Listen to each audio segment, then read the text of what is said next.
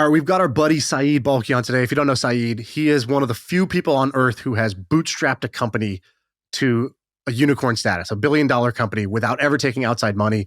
The guy's a legend. He's in his 30s and he's done all this. What I liked about this episode is most people, we talked to a lot of guys who have made it, but they're kind of just like, you ask them, what would you do today? And they kind of just shrug like, I don't know, that's what worked for me back then, but good luck to you. And you're like, shit, all right, I got to figure this out myself. Syed's the opposite. He didn't close the door behind him. He kind of just puts a ladder down and he's like, hey, here's 3 specific opportunities that I see. And what I liked about these opportunities is he's very specific. He says exactly what he would do. And actually that he's looked into doing some of these things.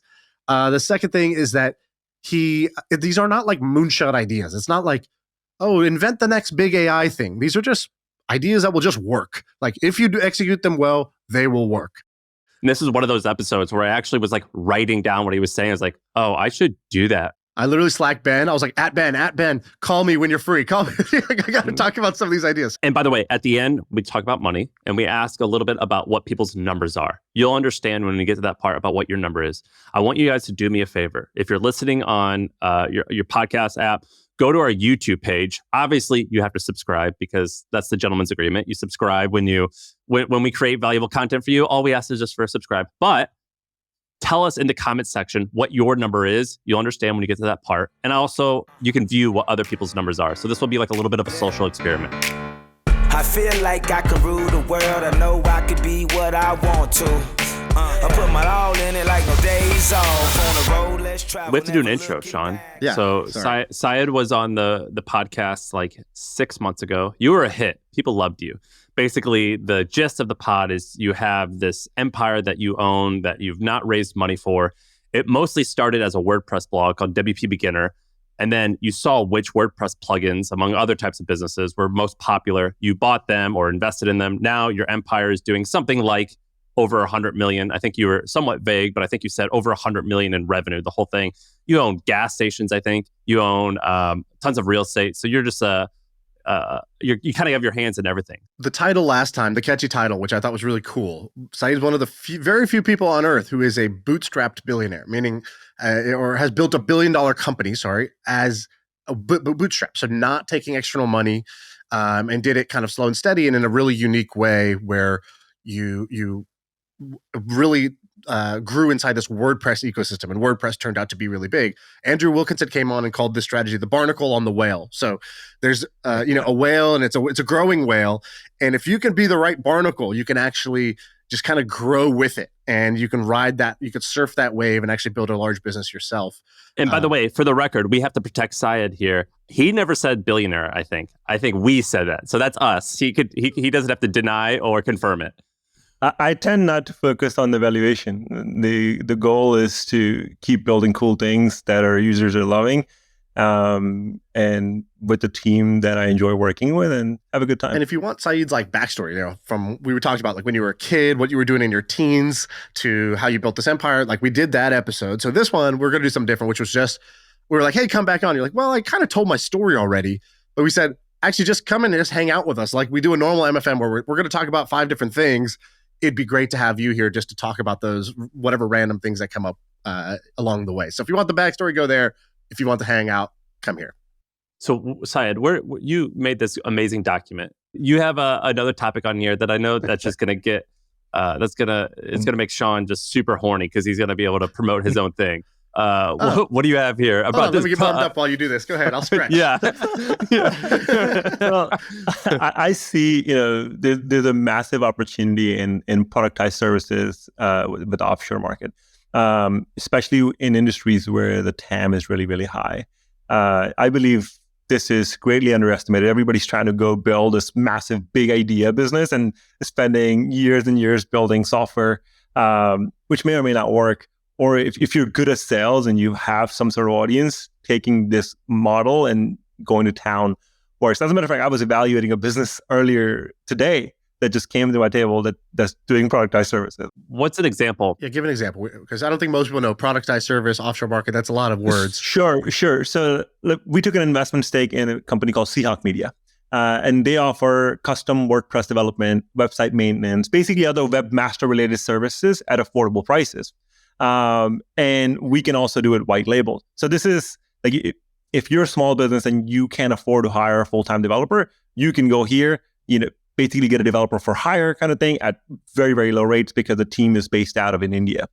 And there's a white label offer there as well. So other agencies, web hosting companies, businesses can add like add-on revenue, by reselling Seahawk. But other example could be take like very large market like bookkeeping, right? There's this company called Bench. I use them. Yeah, they charge you between like $299 or $499 and then more, right, per month to do your bookkeeping, and they're really, really slow. One of our portfolio companies were using it and super annoyed. And we brought this thing in-house. But I know that many accounting firms now have offices in Pakistan, India, Latam, et cetera, where they're doing this fractional CFOing task, like very, very basic tasks, like bookkeeping and basic P&L at super low cost. So someone can go in and say, hey, we will do the bookkeeping for you at this rate.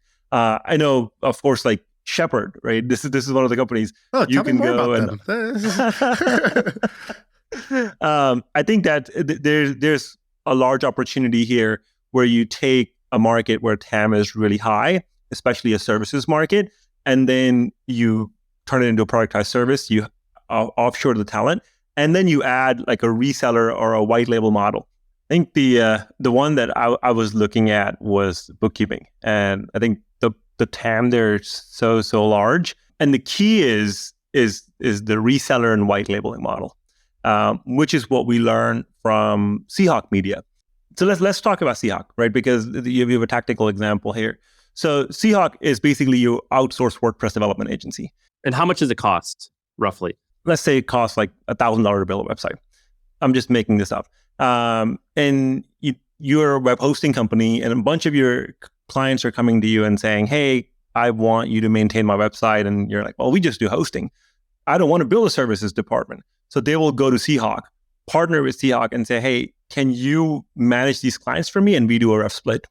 So now there are many web hosting companies that are effectively white labeling Seahawk Media's team and offering add-on services to their customers, like custom website design, maintenance by the hour, site optimization, hack site repair.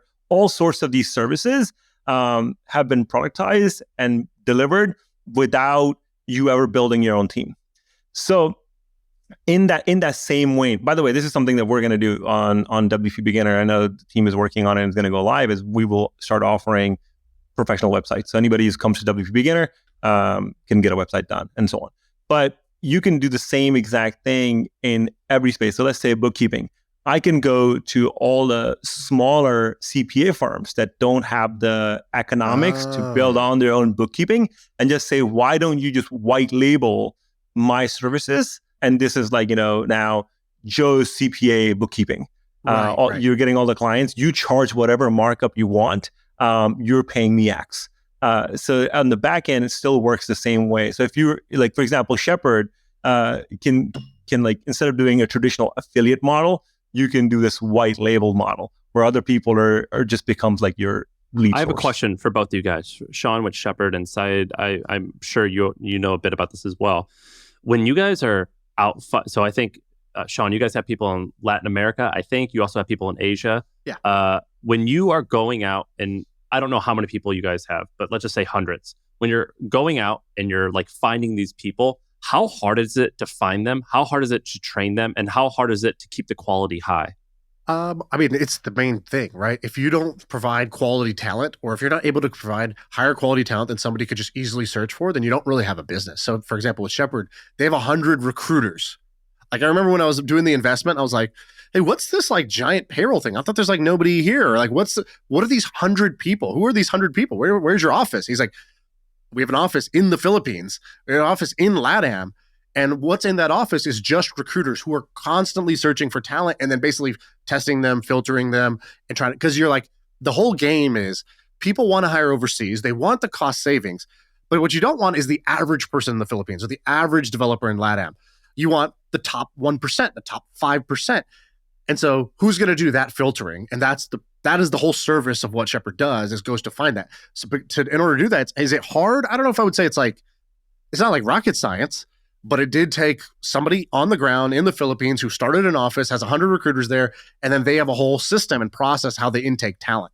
And so they're getting thousands of resumes, and then they're trying to filter down, okay, when somebody comes to us asking for a designer or a bookkeeper, how do we give them the best and not the average person? So you do want to have that. So that's what Syed's saying is you've already built that hard infrastructure. Now you could go to Joe, the CPA, and say, you need a bookkeeper. Well, I actually already have the good bookkeepers here. You already have a customer relationship. Why don't you create an add-on service? It's extra revenue for you without extra work. That's really smart. Right. Yeah. And same to echo Shaan's point, quality is very, very important. If you can't deliver quality, it doesn't work. But the good thing over the years that we're seeing is that talent across the world is getting better. So if you go 10 years ago and you're trying to hire overseas, whether it's Philippines, India, you may not have had that same level of talent. But the new generation, much better English, more technologically adept, and so on. So when we're hiring in Seahawk, for example, this is super better talent. We know they can build WordPress website. Or so if you're a business owner, you're like, how do I know when I go to Upwork that this person actually knows what they're doing? Because anybody can go make a profile on Upwork. There's not a lot of vetting being done. Here, you know that this is a vetted person who can do it. And it's in Seahawk's best interest to vet that person, because if that person is working on a client's website for some big hosting company, you're not just going to lose that one client. You might lose the contract of white labeling the service for that big hosting company. And so Syed, are you going to start this for accounting, the productized service of accounting or bookkeeping? No, I'm not. I'm not actively looking to start it, but I'm studying it right now. And I talked with one of the influencers in the accounting space to see if there's a JV potential. I bet that guy's just a thrill to be around. Accounting influencers. Yeah. It's like, ooh, he's got his top button unbuttoned. You like to party. Like, that guy's just a thrill. So you have another one here, which is ecosystems. And this is the kind of barnacle on the whale idea that we were talking about earlier. Yep. So you were like, here's what you wrote. You go, I'll be the first to admit I've benefited tremendously off WordPress and the growth of WordPress, and I'm grateful for that. Andrew has talked about how he, with WeCommerce, benefited from the growth of Shopify. He got in early, started making Shopify themes, and then as Shopify grew, his themes business grew, and then they bought more Shopify apps. And you said, there's got to be more of these, basically. There's not just those two, there are more. So what are some other ecosystems that you see that you think are exciting? The one that I'm excited about is QuickBooks and the Xero apps. So these accounting platforms are very, very sticky. I missed a deal here. It was a really, really good business. They were doing like $3 million in revenue, extremely profitable. And I believe there's a lot of value in someone acquiring multiple one of these QuickBooks apps or Xero apps, or maybe QuickBooks apps and then you port it over Xero and so on. And then you cross-sell. So it doesn't matter if the user switched from QuickBooks to Xero or vice versa, you're still keeping that customer. You can even multiply that effect by going and tying multiple ecosystems. So you can say QuickBooks and Shopify or QuickBooks and WordPress and so on. I think there's serious potential here when you're looking at these businesses. Dude, I know this episode is good because Syed is saying ideas and I'm literally like opening up an email thread being like, we got to do this. We got to do this right now. And like, it looks like I'm almost like on my toes up, ready to like go sprint because he's saying things that immediately I could see the opportunity. This is good. Shaan, do you know how many users, this is shocking. Do you know how many users or how many customers QuickBooks has? I would guess like 2 million. I would just guess a crazy number. Syed, do you know? Go ahead. I believe 30. I think it's 30 million people. Wow. 30 million customers QuickBooks has, which is insane. What does Xero have? It's smaller, but it's in the millions as well. Am I right? Is it about 30 or is it even more?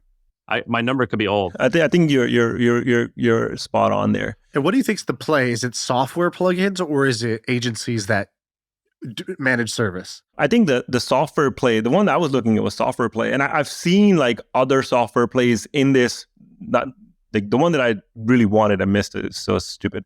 I can see the regret in your face, dude. I've never seen you have like FOMO. This is amazing. But like, there are other, implementation partners around these that have built adjacent apps that you can go in and then use that as distribution. This is a very essential tool. Like, you're not going to not get rid of it. So he's had two great loves of his life, his wife, and then whatever this app is that got away. I don't think so. He'll never stop thinking about this app. No, I'm studying the ecosystem. And I think this ecosystem, you can find like wonderful businesses that they're not going to be venture growth, right? They're not going to have venture growth, but they're going to be extremely profitable. And you know that people are going to keep using QuickBooks or Xero because as long as they have a business. Okay, so what you're talking about is the QuickBooks. I just Googled QuickBooks plugins. So you're just talking about something like that. So there's like that's right. There's a variety of plugins that you can buy. I imagine they cost money. Yes. How much are you the biggest WordPress plugin business on WordPress? I think collectively, when you look at it, after Automatic, we would be the biggest. Okay, we promised that we're not going to dive deep on numbers. Can you say like the second or third place? Like how big of a business would they have? Also tens of millions of dollars? Yeah. And so how big of a business do you think you could build just on the QuickBooks platform or the QuickBooks ecosystem? I think if you look at the App Store, because just like Shopify has an App Store, QuickBooks have an App Store. And if you take a couple of apps that might be doing $3 million, $4 million, $2 million in that range, and you exit by 5, and you buy 5 of those, $2 million doing $2 million, you just built a $10 million ARR business that may not be cross-selling enough, so you can unlock more value. They might be mismanaged gems. By the way, if someone wants to do it, reach out to me. I would like to invest in it. Yeah. I'm studying this, and if you're listening and you have a QuickBooks app, Shaan at Potpourri.com. I'll forward you to Syed. Don't worry. Yeah, you're gonna be like the mafia. Like, where's my cut, bitch? Yeah. There's no direct access here. Yeah. So like when you do, I imagine that there's there's software like Jungle Scout, I think, or there's a bunch for Amazon where you could see which services or products are selling the highest. I imagine there's the same for Shopify. When you're studying QuickBooks, I can't imagine that software exists. What does studying mean? I think you're looking at the number of reviews that a specific app has. All the signals that they might be featuring something that's in the popular. Looking at what's in the new. You can Google or search in the QuickBooks like a category, the tags they're using, and see how many solutions show up in that, and gauge by, okay, if only 3 or 4% of users are going to leave a review, that's probably how many users that they actually have. So if somebody has like 100 reviews, that's only 4% of their user base, potentially. So you can sort of make a hypothesis there and say, okay, this category or this keyword, maybe it's receipt management or whatever it may be, has 20 apps, and that's how big the market size is for a receipt app in QuickBooks. If that makes sense. You're basically a billionaire building these like plugins, basically, and I think that's awesome. Like, that's just so funny because the people listening to this, you guys should actually go to the YouTube, because you're smiling as if it's like too good to be true. You're like, no one's talking about this. I can't believe, why is no one talking about this? Like, that's kind of the vibe I'm getting from your facial expressions. I enjoy the game of business, and I enjoy finding these opportunities that allows us to compound. And that's what's exciting. Dude, anytime I hear a billionaire talking about where he's finding compounding, I'm like, talk dirty to me, baby. Yeah, like you're. You keep saying billionaire, which is not. By the way, I'm completely making that up. I want to respect that. I was being hyperbolic there. It's a state of mind, baby. It's a state of mind. It's not a state of mind. So. Yeah, let's do open source, because I was reading today, Y Combinator put out a request for startups. They kind of update this once a year, and one of the top requests that they had was more for-profit open source companies, and they were like, we funded GitLab, and they named like 5. We funded 150 of these, and we want to do more. Like, we like this model. This is a good model. And I was reading it, and I was like, I think I know what it is, but I don't know why it's like particularly interesting or why it's unique and special. And so tell us about the open source stuff. What is intriguing to you about open source? I believe that open source is one of the most powerful ideas of our generation because it gives you many freedoms. So anyone from anywhere in the world can look at the code and learn from it. Imagine having some of the best programmers in the world writing code, and then you, some new kid in India or Pakistan or US, wherever you are, be able to read that code. And then when you see something that maybe there's an idea that you want to contribute back to it, you can just write a patch and commit that patch. And then the project maintainers can say, okay, this is great. They can adapt your code, and all of a sudden your code is now being used on millions of websites. Can you explain? Because this is a kind of counterintuitive idea, right? Like normal business would be, it's our product. We hire people. They build the product. We would never want others to see our secret sauce, our code, or be able to use it or fork it, which means just basically remix it for themselves. And so I don't know. Is there anything interesting about the origins of this? Like when it came out, was this a controversial idea? Because to me, it's pretty anti the way you would normally build a business. Can you paint that picture kind of from first principles? And why would anyone want to contribute? So, well, one, it's very, very controversial in the beginning, right? It was copy left. You have copyright, and this is copy left. Like, hey, everything we're building is for the good of society, for progressing technology, for innovation. So there's a lot of people that get behind that vision. The freedoms that it offers in countries, like a lot of people can't afford some of the more expensive enterprisey software. Maybe they're in Pakistan, or maybe they're in Africa somewhere where they don't have the resources to have those kind of tools to build their business. And now you have this open source platform. Let's say WordPress. It gives you the freedom to publish anywhere. Maybe there's censorship happening on any other social media platform or publishing platform, and you can self-host your own WordPress site and put your take out there. So that vision becomes really, really important. I think when you look at long term, anybody can write code. You can hire developers anywhere. So most markets will get competitive, and your vision becomes a USP.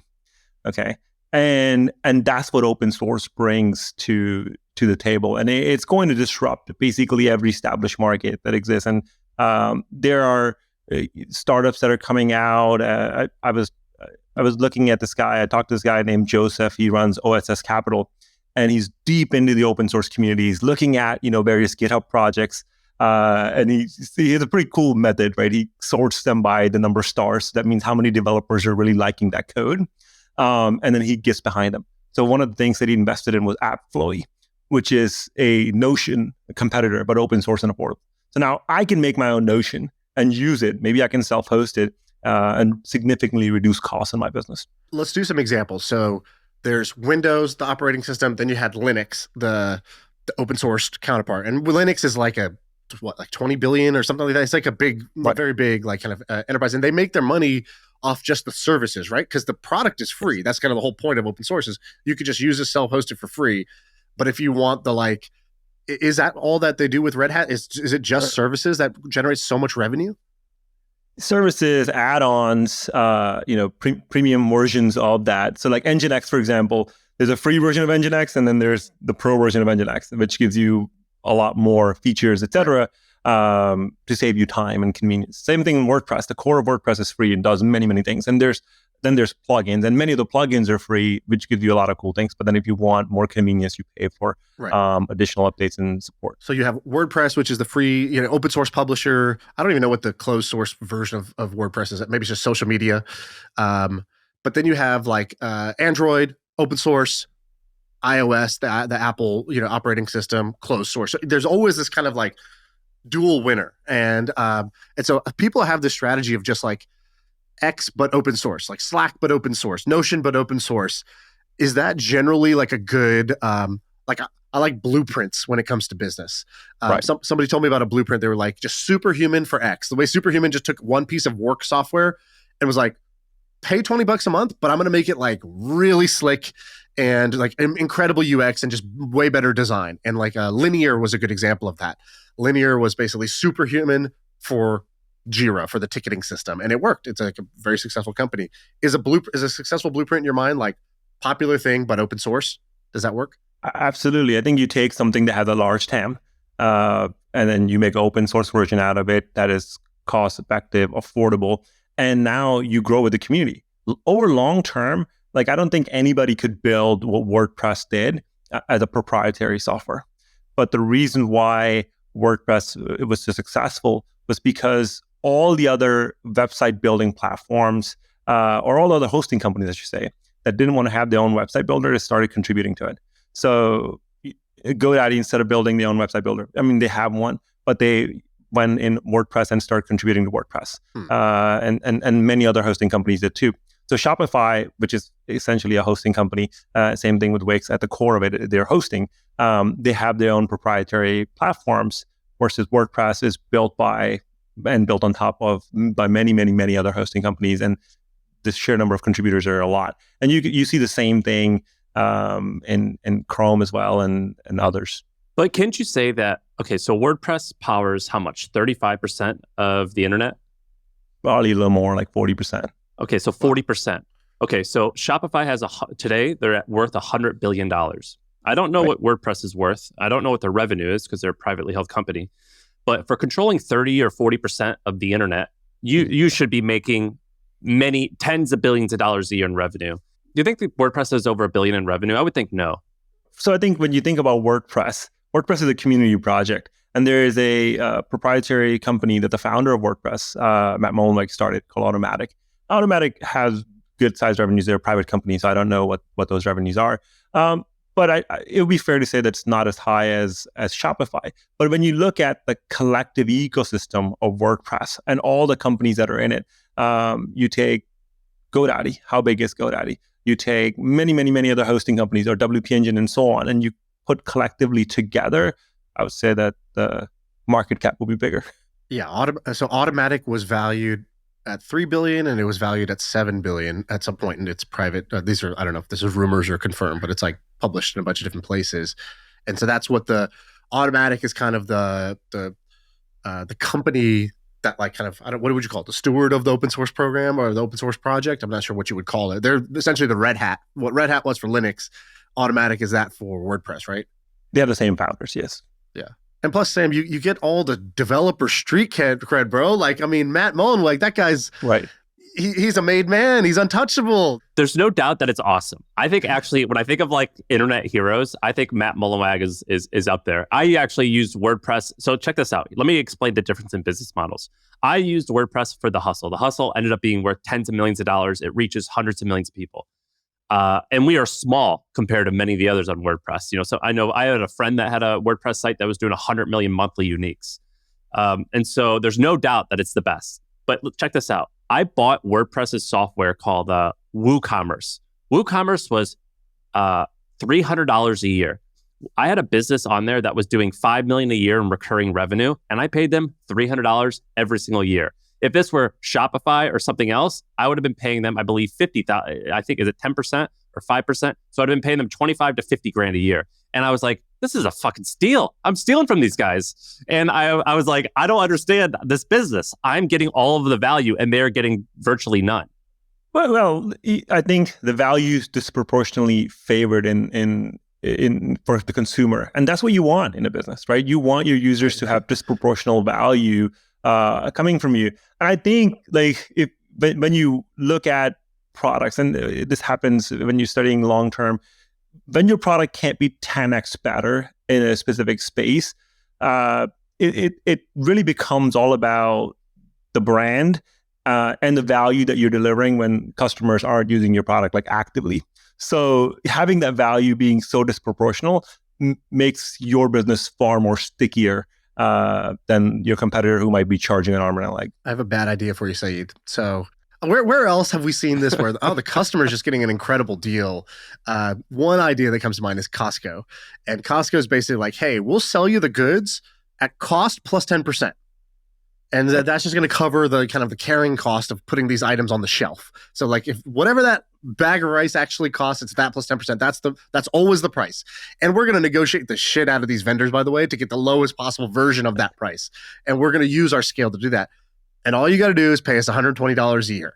It's like $120. I'm saving that in one grocery trip, 2 grocery trips. This is a no-brainer. and they've built a huge subscription business off this. Do you think somebody could do that in the software world? Because I've seen a couple examples of this where I bought this screenshotting tool that's really good. It's called CleanShot X, and free shout out for those guys. So it's really good screenshot tool.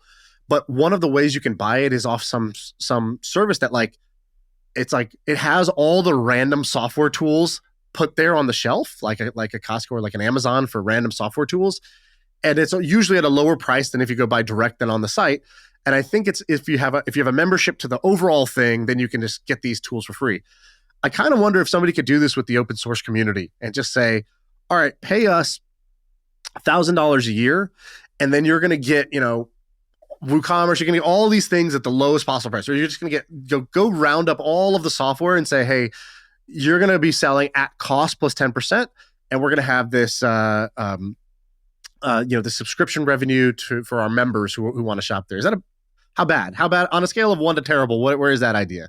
Two-sided marketplaces are generally a tough business to build. So look how nice there are challenges in there are challenges in the model, but you can try it, and I think there are companies doing it. I think if you focus it on maybe a subset, let's say agencies, and you say, hey, development agencies, we can get you access to these softwares at a lower price. Probably that's where I would start, and then you try to make it broader versus saying we have every software under the sun.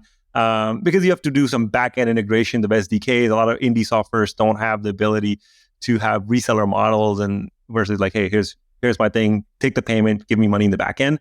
That's generally not how software provisioning works. So that there's a little bit more nuance there than what Costco has. So what is this OSS Capital doing? They basically, you said they go through GitHub projects and they look at which things have some combination of engaged users, large TAM, and what do? They invest in them, or they build products for them? They're investing in them. And I think they're investing in the open source community. He's like, what? They just give them hugs and shit? Where's the money of this whole business? What's going on? They invested 5 high fives. No. Actually, they're investing capital in those businesses and helping them come into market. If you look at GitLab, for example, it's $11 billion market cap right now. So AppFlow going after the Notion market, or Cal.com going after the scheduling market. I think we're going to see many of these established companies that might be unicorns right now in the project management spaces and such get disrupted by an open source solution. And then what's going to happen is you and I can take AppFlow and say, we're making Notion for doctors, and we can take the code, fork it, make it better, and then contribute back to it because the way the licensing is done. So there will be flavors of these open source softwares that will get created. There are flavors of WordPress that are created. And that's what makes it so disruptive. Because a doctor who might be using Notion will say, well, actually, I want to go use this tool because it does the extra 5% that Notion won't do. Well, which categories and products do you think this model would work for? Where you're you see a particular product category, you say, if we attacked that category with this open source blueprint or framework, I think that could be a winning combination. I think the open source CRM that does a good enough job will be quite disruptive. Perfect segue to our sponsor. Play the ad, baby.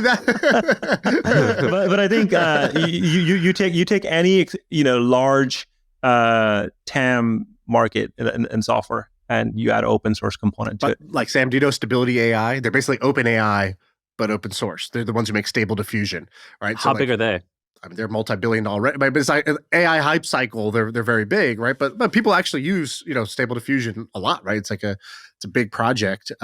We invested. I think Sam, you invested with me, right, in Cal.com, which is the Calendly but open source competitor, because Calendly is really expensive, and the Cal.com guys have done a good job of building the open source version of that. I really like this thesis. In fact, I think this OSS Capital thing is really smart. There's a few strategic venture fund ideas that I really liked. This is one of them. Another one that I had heard was somebody who's just taking pro ratas. So they're oh, you do all the work of finding the company. 30% of them are going to die or whatever before they raise their next round. But of the ones that raise their next round, you have pro rata. You could top up and keep your percentage, but most investors don't want to do it or don't have the capital to do it. So these guys are just pro rata, and that's pretty smart. I think there's a few strategic venture funds. One I really wanted to do was just a flipper. So you would say, hey, I want to invest, but I'll be out when you raise your Series A. I'm really helpful in this 0 to 1, but as soon as you get to your Series A, I'm out.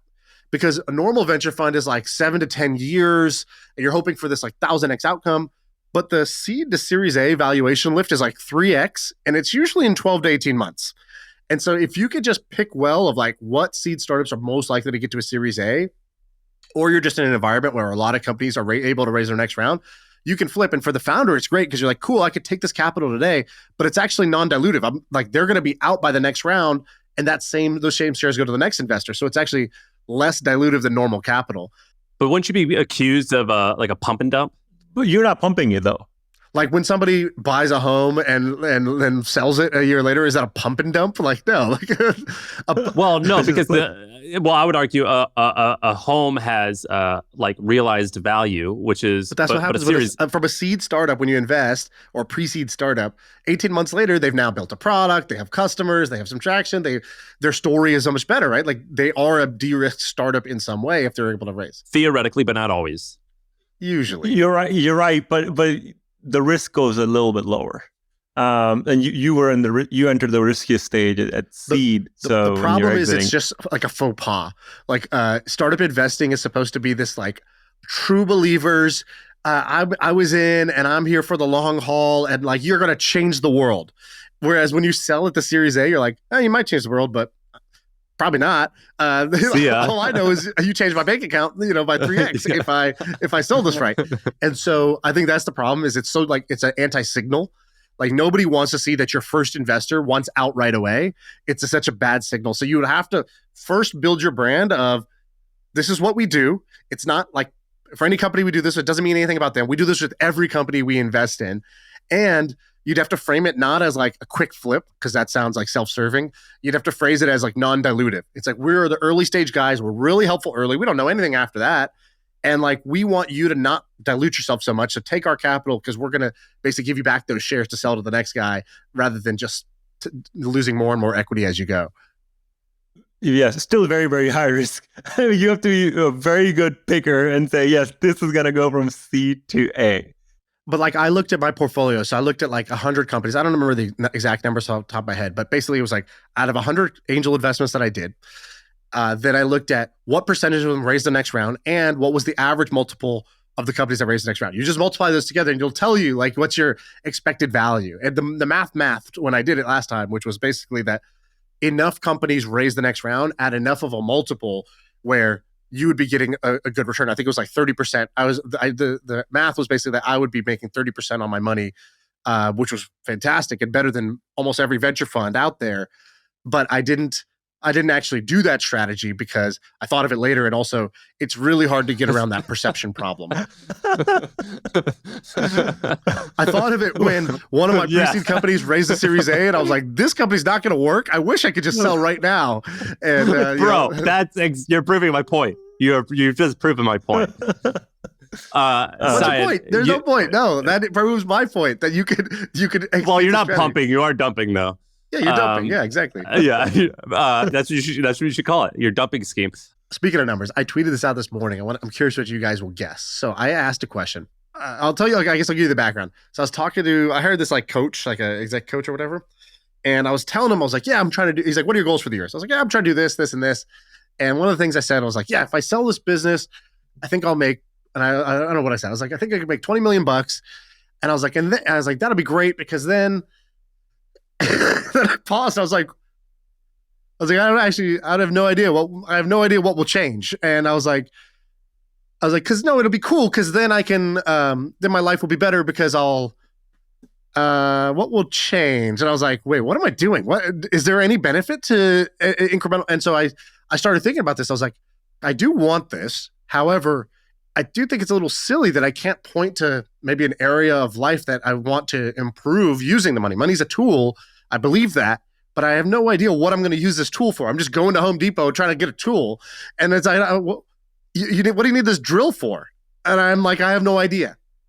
So that was a little silly. So I tweeted out a question today. I said, how much money do you think you need to live your desired lifestyle? Because I think I'm very close to just living the exact desired lifestyle I have. I don't really have any more like desires of what I want to change. So what is money good for in that sense?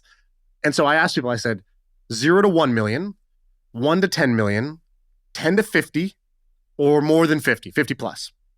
And I said, how much money do you think you need in your bank account in order to be living your desired lifestyle? One of the answers got 48%. Which one do you think it is, Syed? And what's your answer? Yeah. Well, I think if you're looking at between those four choices, most people probably said 10 to 50. That's what I would have guessed. Okay. That's what I would have said myself also. I think that's like the kind of my nothing is not utopia where somebody's feeding me grapes and shit like that, but like what I actually want, what I actually care about, I think is totally achievable in that range. So do you and so Sam's question was a good one. What would your answer be? Like, you've surpassed all these, great. But what do you think actually made a difference in your lifestyle where you're like, oh, I now have the money to live the lifestyle I want? I call it the threshold number. I have a very simple life. I don't have these crazy desires of wearing the fanciest clothes or any of those things. For me, the $10 million number was more than enough to have a good life. I do what I do because I enjoy it. Right. I want to be a productive member of society, and this is fun for me. But people might say their number is more. Do you think anything changes? Like maybe like as you go up, what gets unlocked at those levels of the game? The only ones I could think of, I'll just give you my answer. So I was like, I think if you go above 50 or go above 100, private travel is like, the big unlock where you don't have to think, you just fly private everywhere, do all that. I think that's the biggest one. And the second one is if you really care about you being the one to give to charitable causes, I think that's the other thing that you could do is you could make large charitable donations.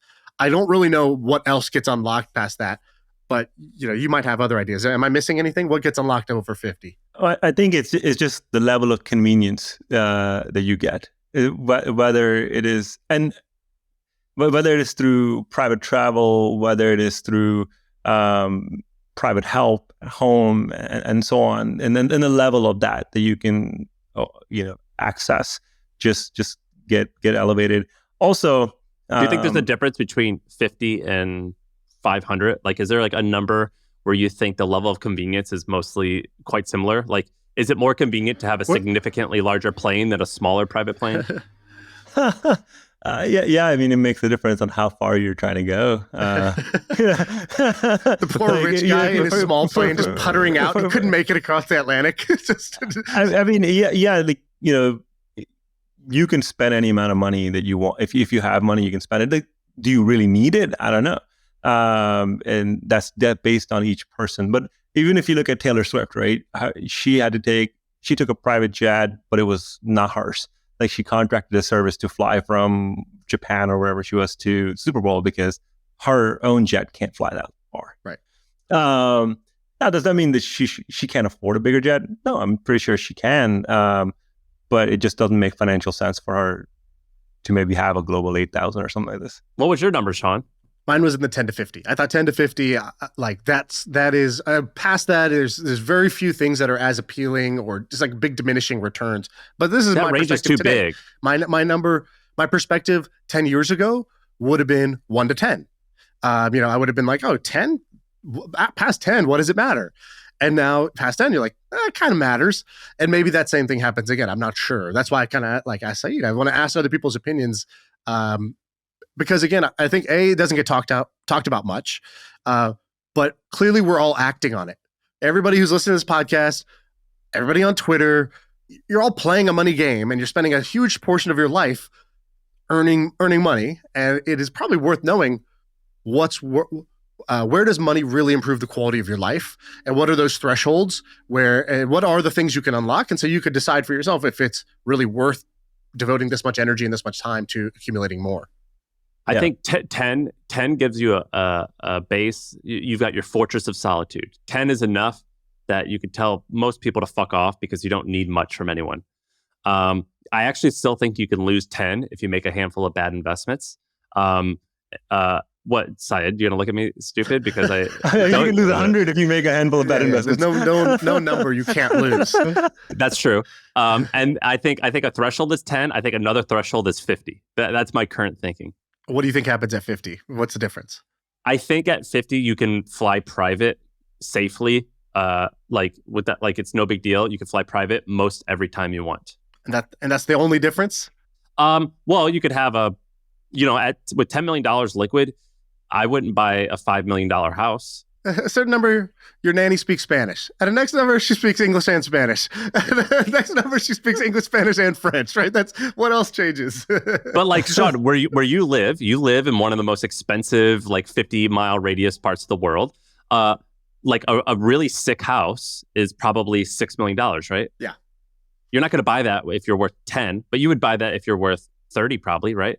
Challenge accepted. So, so like, tell me I won't do something, I will. But no matter how big your house is, you'll only ever be sitting in one seat at a time. So it's important to have like perspective to not let the goalposts keep moving, forward. And for what? Like, I mean, there's a house here that's $170 million for sale, like, not too far away from so us. Somebody who was at the camp with us, I won't say their name, but they have probably a $15, $20 million home. And they called me yesterday and they were talking and they were like, oh, sorry, I've been on, like, because I called them. They were like, oh, sorry, I've been house hunting all day. Like, house hunting? You just bought like your dream home last year. And you told me like, we went crazy on this house because it's our dream home and it's what we've been working for all these years. Why we made all this money.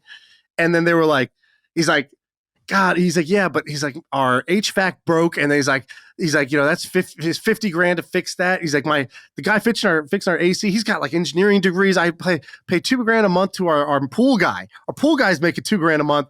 He's like, and another $4,000 for landscaping. He's like, it's just annoying. He's like, everything it's all my problem. He's like, yeah, it's great when we entertain people, but most of the time, I'm like you said, I'm just sitting in one chair. I'm sitting in the same chair, and I have whatever 10,000 extra square feet or 20,000 extra square feet of like empty house. And so, and it was just like such a visceral reminder of the age old wisdom of like, first you own your things, and then they own you.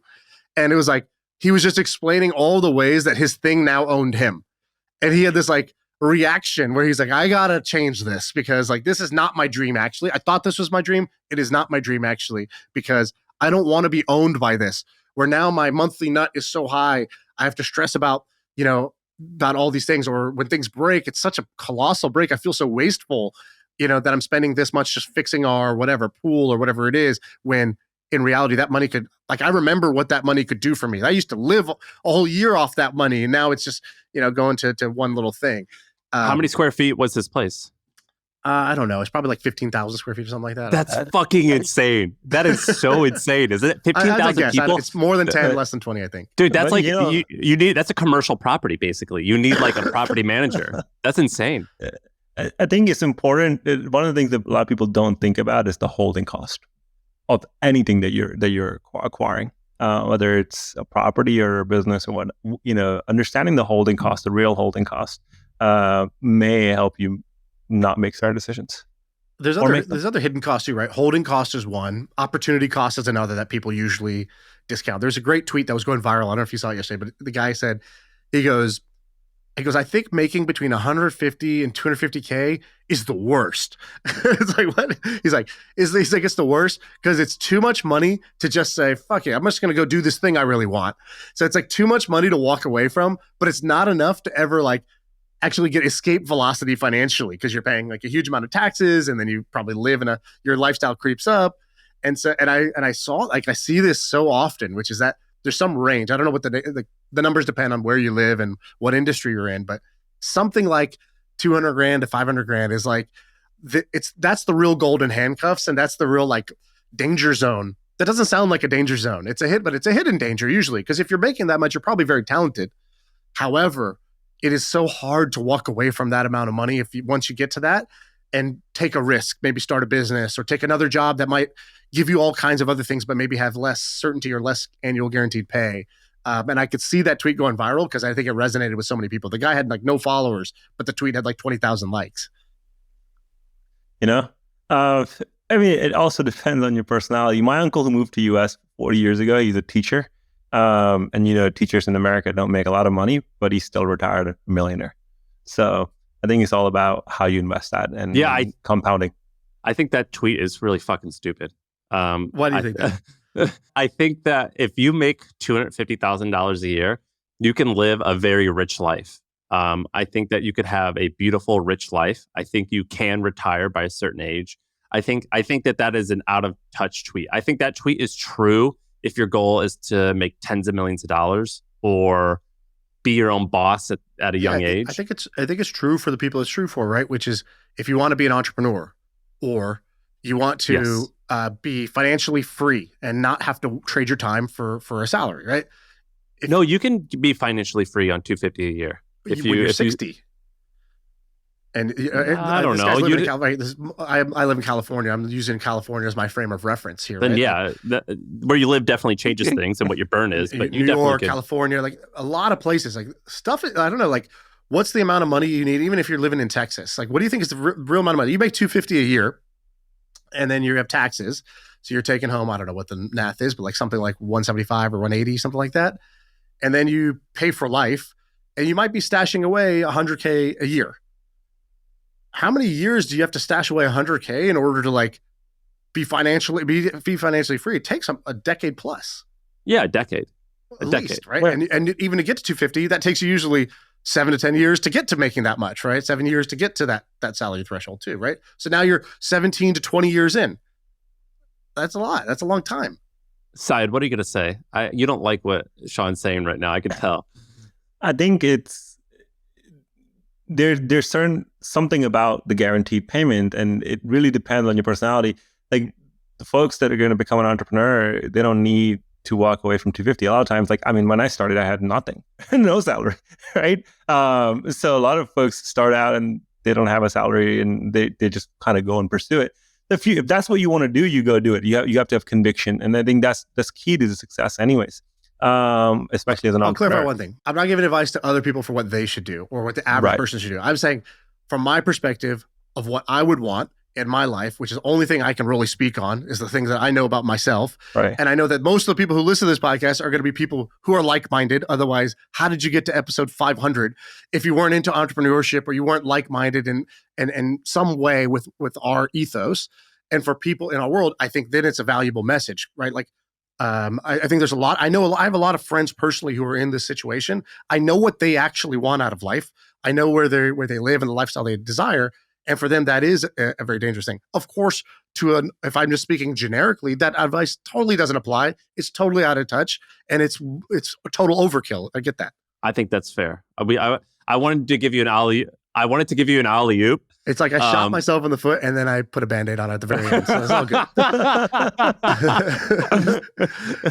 good. Where do we want to go from here? Let's do a couple other ones that you have on this doc. So you have... let's go to the bottom here with the strong opinions or philosophies. And so you talked about acquiring a business versus paid marketing. I think this is kind of interesting. I think most people don't really think about this. I know when I was running my company, I never thought like, hey, let me grow through acquisition. It wasn't on my radar. What's your point here? What do you think is the takeaway?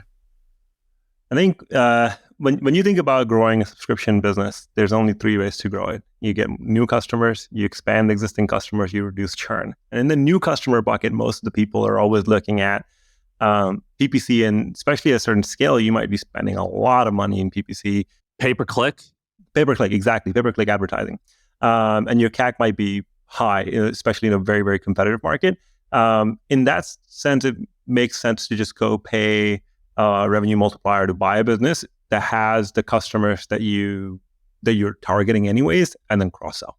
And I would say that's something that more CEOs need to think about when they're thinking about growth.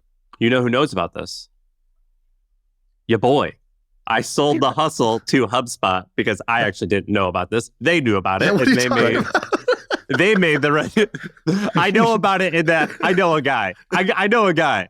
No, I know a guy who did this, and they bought my business. That was the whole point of HubSpot. That was the whole point of this podcast.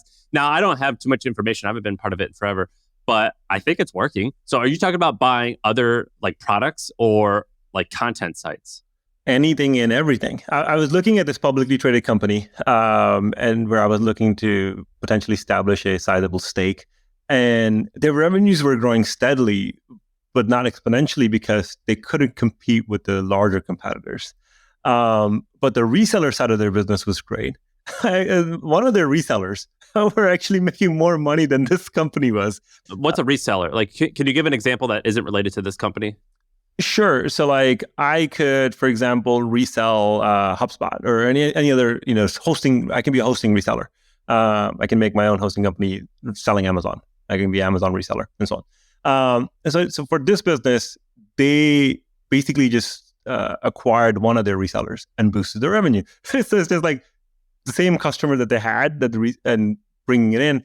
I wanted to work with the management and just kind of fund their acquisition of the reseller because the margins, if it was in-house, would be much, much better. How can a reseller make more than the main thing? If you're just reselling and then presumably giving a cut back to the mothership, how does the reseller ever make more money? No, it all depends on the pricing and how you're licensing and what you're charging on your end. Okay. So like, let's say if we both could be drop shipping the same thing and I could charge like 5 times premium because I know how to market better and Gotcha. You're charging only 2x. Okay. Right. So, but that's just one example that you can look into your own ecosystem and start acquiring your resellers and bring that customer in-house. But also what HubSpot did with the content site makes total sense. What Zendesk just recently did with Klaus makes total sense.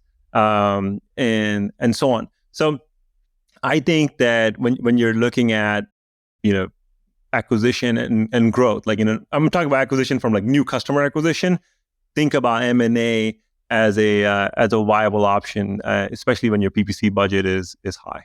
Could your WordPress empire have existed without you owning WP Beginner?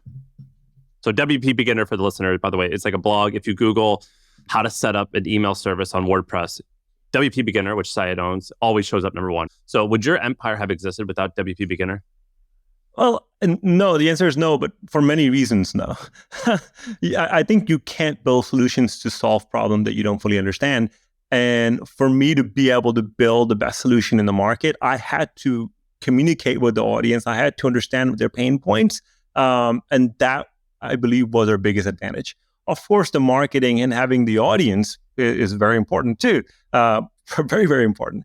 But I think that understanding of the pain point is crucial. Like, for example, in talking to their customers and also my various company founders and GMs, I realized that we were not happy with their help desk software. So we went and acquired a stake in Groove, right, which is a help desk software that will drastically reduce cost for anybody who's using Zendesk, for anybody using Help Scout. But now I know that like certain customers that are using Groove may also want our other solutions, and I know that many of our customers and agencies and so on, they're all using a help desk software. So I can cross promote Groove to them and say, hey, if you switch from Zendesk or whatever, you'll save 40%. If you're an agency using Front for your communication, switch here and you'll save 80%. So that level of synergy gets unlocked and can be quite lucrative. Can we finish with these two like life lesson type things? I think they're both good. I know we're on time, but I want to do it anyways. Compounding goodwill is the best form of compounding. What do you mean by that? I think too many times we are very transactional in the relationships that we're in. We're doing something nice and saying, hey, do something back in return for me. I think just giving with no expectation return. A lot of us are very smart. And sometimes in that we can be kind of, a-holy, and not so nice. So I think intellect is a gift and kindness is a choice. And if we choose to be kind over long term, this comes back multi-folds. So not letting your ego or the keyboard warrior get to you and say, I'm smarter than you. You're 100% wrong. Just going along and even trying to help out wherever you can. Even if you feel like you're in the right, sometimes it's better to just be kind anyways. Yes. Sometimes I get stuck on that where I'm like, this is right. That's what we said. And actually, it doesn't matter what we said. I should just, in that moment, it matters more to them than it does to me to just to just be kind and just go their way rather than mine. I've learned that lesson the hard way a couple times. Absolutely. You wrote this guy's name, Guy Spear. I've seen this guy around, but I don't know him. who is this guy? He's got something special. He hosts some conference thing, right? That people really like. Who is this guy? Yeah. Why is he the example of that? Yeah, so he's a really good friend now, and we're in a forum together. So his conference is called ValueX, very well-known value investor, has a book as well. And, he talks about compounding goodwill in his book, an intelligent investor, educational value investor, actually. And I'm always really, really amazed by his level of generosity. The amount of hey, you need this, let me just connect you with X and Y and Z. And long-term, what he's been able to do is build this amazing network of super duper talented people that, if he rings, they'll pick up and help out, whatever, and nothing in return. So I think he is an amazing example. And I learned a ton from him. Even, we were in Chicago a couple months ago, and he gave me an idea to acquire, a very cool deal idea of doing acquisitions. And then, long story short, I was able to actually use it. A deal came and I used that exact tactic to make a purchase in a very tax efficient way. So I think his ability to just do that is really good. But I don't know you that well. We're friends, but we don't hang out too much. If I had to guess, I would say that you're a very shrewd negotiator, and I would say that you're probably a very disciplined and firm manager.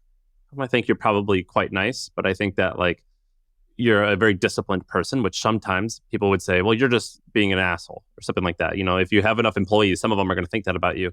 How are you balancing being a nice person and also trying to get the best of a deal or trying to capture a little bit more value for yourself than for the other person?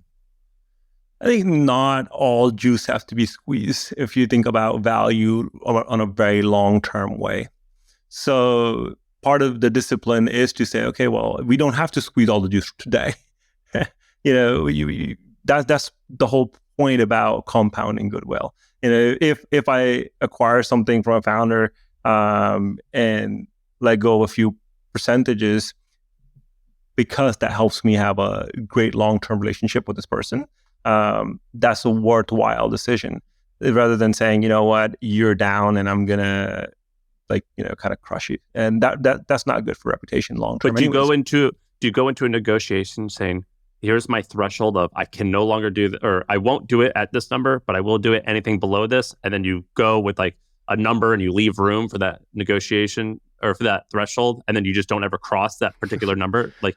He's talking about goodwill, and you're super calculating about it. You're treating it like a negotiation, like a trick. Well, because I know that he's a value investor, and a value investor, they at some point they're you make money on the buy. You make money when you buy something at a low price, and so there has to be a threshold of it doesn't make sense after this, and so I just can't be a nice guy anymore. Just because you're winning, it doesn't mean the other person has to lose, and I think that's a very important aspect of compounding goodwill. That's also the example of just because you're very smart, you don't have to prove the other person wrong. You can agree to disagree or move on and just saying, okay, this is fine. Maybe it's worthwhile considering this, and letting that conversation be and going away. But of course, in business, you have to be very, very disciplined, especially as a capital allocator. And that's that. Let me tell you guys a quick story as we wrap up here. That was the best good guy story that I heard. I heard it on another podcast, but apparently Adam Sandler was in New York. He was taking acting classes, and the teacher was like, "Hey, I want to take you out for a beer. Let's talk."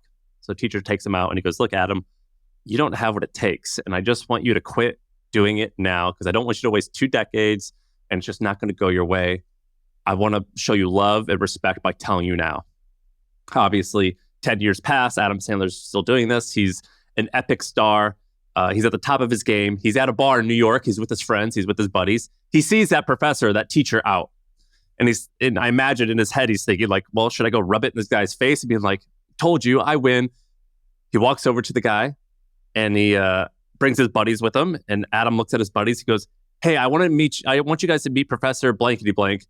They were the only professor that was kind enough to take me out and buy me a beer." And I heard that story and I was like, that is one of the best stories I've ever heard about treating people respectfully, even though you may be a little bit angry or you didn't like him at the time. But Shaan, did you saw that clip? I saw that clip. I love that story. It's Brad Pitt telling the story, by the way, which just makes it even better. You did good, but Brad Pitt telling the story was a little bit better. I think just. Hey, no, I saw Andrew Santino say it. Oh, okay, maybe it was somebody else.